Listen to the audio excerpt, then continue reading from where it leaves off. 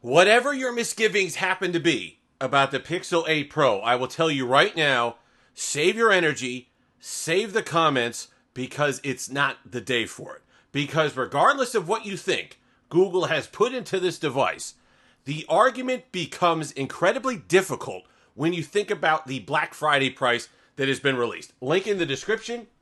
Does help the channel, directly helps the channel, keeps this show on the road. So I do thank you for using those links. You guys have been doing a fantastic job with that. $799. The Pixel 8, $549. Fantastic, fantastic value. And there's no way to let me know faster that you have no idea what you're talking about the Pixel 8 Pro than starting your comment saying that Google gives us bad battery life.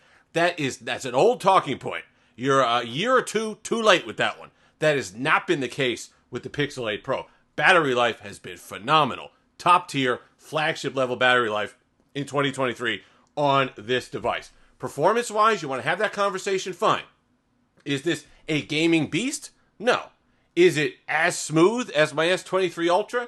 Yeah. It's pretty close. You want to say the S23 Ultra is a little bit smoother? Sure, I could buy that.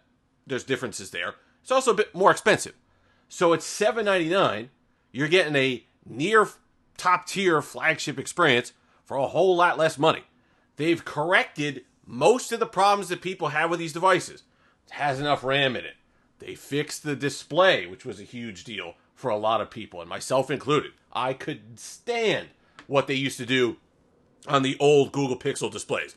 Dim, dull, just not saturated. The color saturation just not there. That is not the case with this device. It is poppy, it is saturated, it is bright. Perhaps an overcompensation on Google's part, but you know what? I'll take it. If that's what it takes with the Super Actua display to get brightness that is worthy of the money that we're paying, then I'll take it.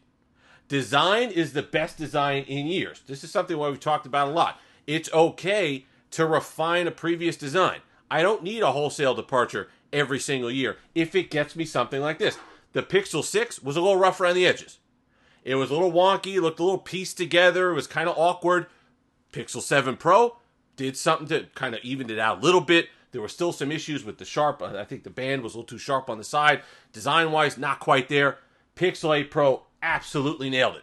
This is a fantastic device in the hand. So much so that as dumb as it is, and I do not encourage it, do as I say, not as I do, I don't rock a case on a Pixel 8 Pro because it is that comfortable. It's light, it's thin. I like the way it's just curved enough. You get the matte finish on this device on the back.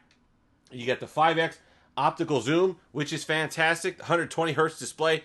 Everything that you could possibly want in a Pixel device, you get here. And if you are a Pixel fan, I'm not talking to the Samsung people.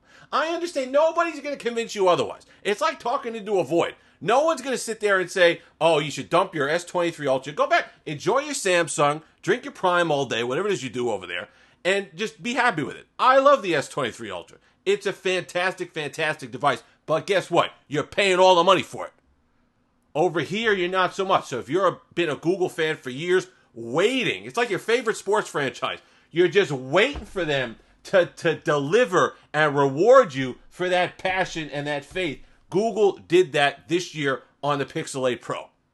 If you've been loving the AI extras that Google always gives you, whether it's call screening, zoom in, all these things that are coming, Magic Eraser, Magic Edit, all these things that are coming down with feature drops as well in the next couple of months. 7 years of software support. A device that actually has good battery life and performance and good heat management from day one.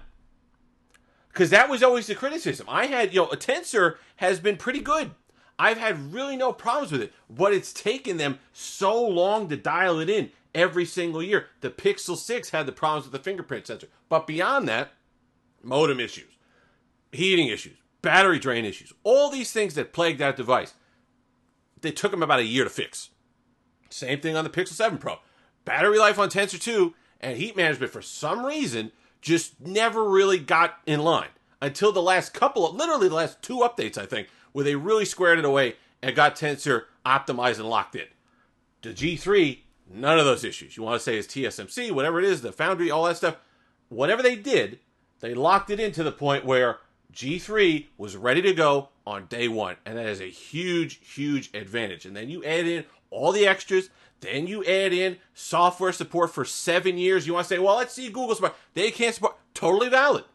You want to say that? You want to say, you know what? Google can't prove they can support a device for a year or two. How they're going to stretch it out 7 years? Absolutely. It is a wait and see. But there is value there. You can't just completely dismiss it. You can't buy it wholesale and dig in and say, oh, this is great. 7 years is going to be running. It's going to be snappy 7 years down the line. I'm not saying do that. But at the same time, you can't completely dismiss it. You got to be fair. There's got to be some point in there where you give them not extra credit, but you give a dollar amount that's a value on that extra support. And I think it's certainly somewhere where the range is going to fall in that $799 price tag for a phone that came out just about a month ago. So if you've been looking, sitting on the sidelines for that Pixel deal, here it is. They're usually aggressive with sales, not so much last year. They went in with the stiff pricing this year, $999. They increased it. They held the 7A at $499 for the longest amount of time. They got the 8 in there at $699. Now is the time to jump on it because you're getting the value that we talked about last year that made the Pixel devices so enticing in comparison to the Samsung devices. This becomes a value device again. And I know people jump all over me with that. How could something be a value at $800? Listen, that's the universe. I'm sorry. I'd love to go back to $600 flagships off contract, but I don't have a time machine. So you have to deal with the defense gives you. And right now, if you want flagship everything performance, it's going to cost you $1,200. And that's as much the fault as Apple, as Samsung, and all the way down the line. But Google, with this sale, is giving you an opportunity to, at least in the hand, feel a lot of that value and premium feel of the flagship device. You're getting a flagship display for the first time on a Google device in forever. You're getting, I think, flagship performance on a Google device. Okay, the gaming, we're going to set that aside. Not a great gamer. You can. If you want 120 frames at extreme settings on Call of Duty Mobile against an Impact, it's not going to do that. Whatever it is, it's not going to do that. Whether it's the AI enhancements or whatever they did, the optimizations, it just doesn't do that. So if that's something that you're looking for, absolutely valid criticism. Go down the line, look elsewhere. But for everybody else that's doing just everything, other regular daily stuff, and photo editing. I know video editing can get a little choppy on this. So I've seen some complaints about that. Video I've never loved on Pixel devices. Photo stuff, outstanding. Video I never really locked in. I mean, nobody's going to beat Apple in terms of video. Not yet. But Samsung, I think, does a little bit better in the video department. But for everything else, all those complaints, that wish list that we had for years on Pixel devices, geez, this would be a fantastic device if they just did this. This would be a great device if they just cleaned up this. They've buttoned it up. They've taken that list and said, we're tired of hearing about it, and fixed every one of them. And that's why the squeaky wheel gets the oil. That's why you sit there and you harp on these things, because you hope that the company finally says, you know what, I'm tired of this. I'm putting a bright display in it. I'm optimizing the software. I'm getting the fingerprint sensor sorted, all that stuff. And they've done it on the Pixel 8 Pro. So if you've been waiting, I'm a Dolphins fan. I'm critical of the Dolphins. Why? Because I hate them? No. I'm critical because I want them to be better so they can be competitive and they can win. Same thing when I would yell and scream and jump up and down about being annoyed at Google. Not because I hate them, because I want competition. I want a good Google phone. I recognize that the company can bring value to this segment. And I think they have with the Pixel 8 Pro, and we can't ignore it. After screaming for years, you got to at least give credit where credit is due. If you've made it this far, like, comment, subscribe, all that fun stuff. Until next time, have this Steve-licious day.